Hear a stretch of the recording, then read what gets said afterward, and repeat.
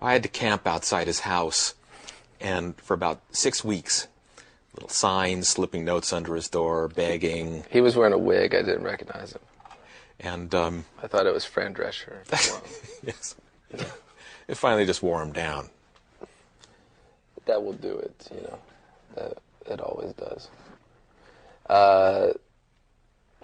As I've said before, I wouldn't have probably done something like this for any other composer, but it's almost been such a perfect pairing that I almost thought it was too obvious and have avoided it for so many years. But then I felt that there was such a landscape of modern music that I had to stand up and represent a path paved bravely by him. Well, likewise, it was a similar thing from my side, because had they come to me and asked me a list of artists which I would like to see, Manson's name would have been on there, having already tried to procure his talents on an earlier film and been shot down very quickly. But in this situation with Disney, I would have thought I have even less chances than the last show, and they came to me and said, we're thinking of putting together this project, here's who we're interested in. And they said, Marilyn Manson. I go, what? You're saying this to me? I said, well, you definitely have my blessing if you could make this happen. So it was kind of funny, because there was a 5-year delay between when I went out there trying to bring Manson into a project, and then finally here's a project, and Disney's coming to me with his name. I said, this is just too crazy. I took one picture with Mickey Mouse. Yeah. The Pirates of the Caribbean premiere. That's what you have to do. And it just goes to show take a picture with Mickey Mouse, and then you're good. These things pay off. Who did you take a picture with Mickey Mouse? Those pictures weren't supposed to get on the internet, but they did. Oh, those ones. Yeah. Well, it was totally Manson's show. I mean, I was just like a godfather. I was like, Corleone in a back room going, here's some, and they go, yeah, that looks like a good idea. Yeah. So that was my entire association. I was very concerned about it being true to the orchestration that he had originally done, even if we did it with different instruments, with keyboards or with guitars and things like that. So one part of it was staying true to him, and the other part of it was it not sounding like me singing to the original.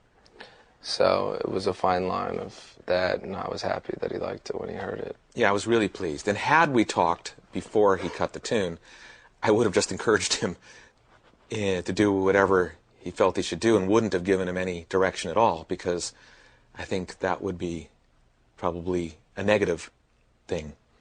So had we, which we didn't, I wouldn't have said anything but do your thing. Nobody said anything, that's the problem.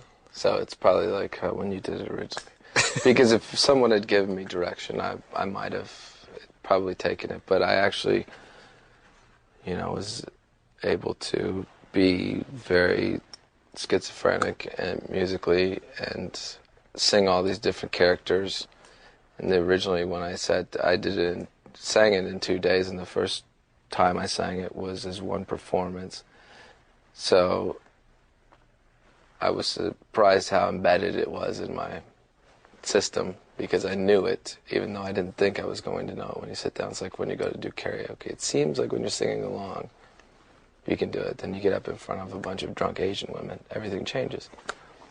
But everything. Yeah, it changes you. I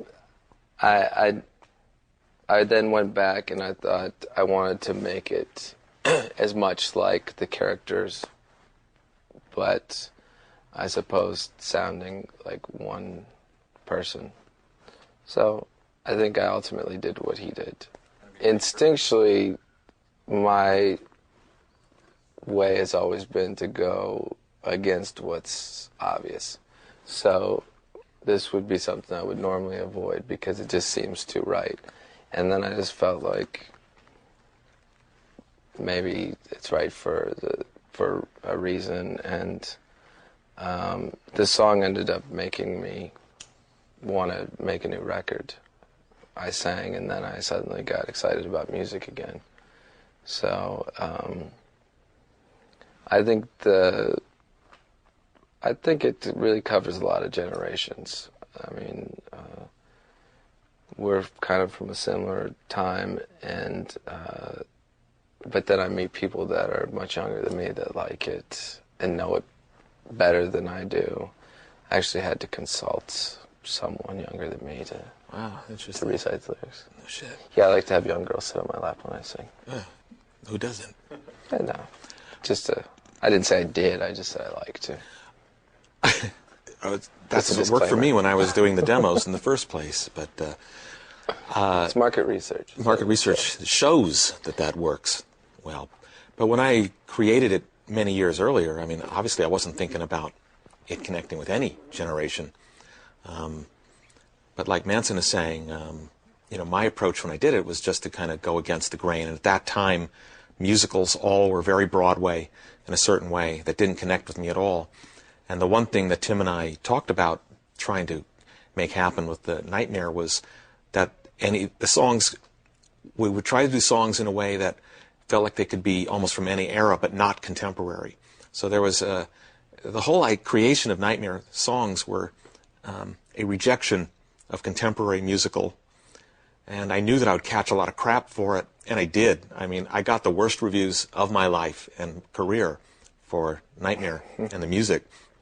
I mean, I actually got this woman from the L.A. Weekly, hysterical, "Don't with Christmas," was her headline in the review. That's nice. And it is good. Let's find her. I would have quoted that. Let's.